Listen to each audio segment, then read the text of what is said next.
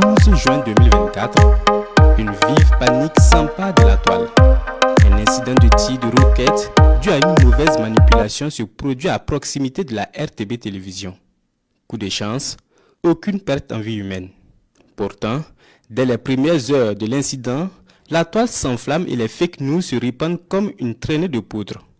Selon certaines informations mensongères, le pouvoir de Ouagadougou serait vacant et le capitaine Ibrahim Traoré en fuite.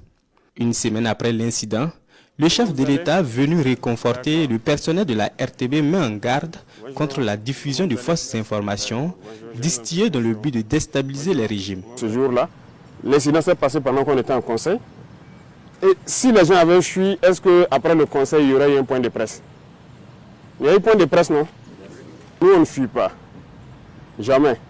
Il fallait les laisser alimenter leurs mensonges. Et c'est ce que je disais. Peut-être qu'ils allaient venir dire que le directeur a été kidnappé.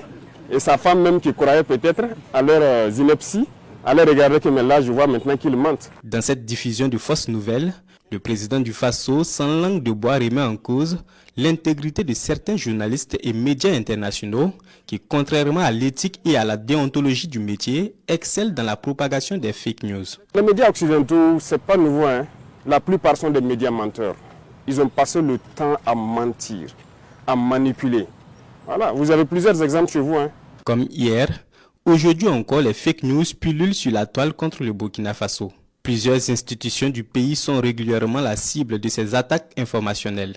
Des informations sont attribuées à tort à des institutions et organes officiels tels que la présidence du Faso, la primature, l'AIB ou encore la RTB. Avec l'essor de l'intelligence artificielle, ces fausses informations deviennent de plus en plus virulentes. Pourtant, déjà à l'époque, le capitaine Ibrahim Traoré alertait tel un visionnaire. La prochaine phase à laquelle il faut faire très attention, c'est l'intelligence artificielle.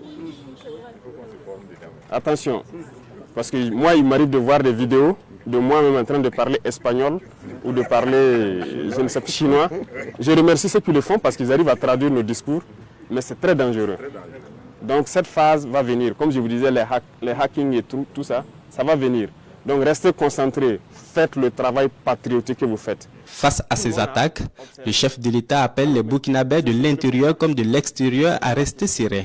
Pour lui, il ne s'agit que des tentatives d'intimidation et de déstabilisation visant à entraver le réel développement du pays. Le peuple est donc invité à rester vigilant face aux multiples manigances, vérifier les sources d'information et à faire confiance aux médias nationaux crédibles.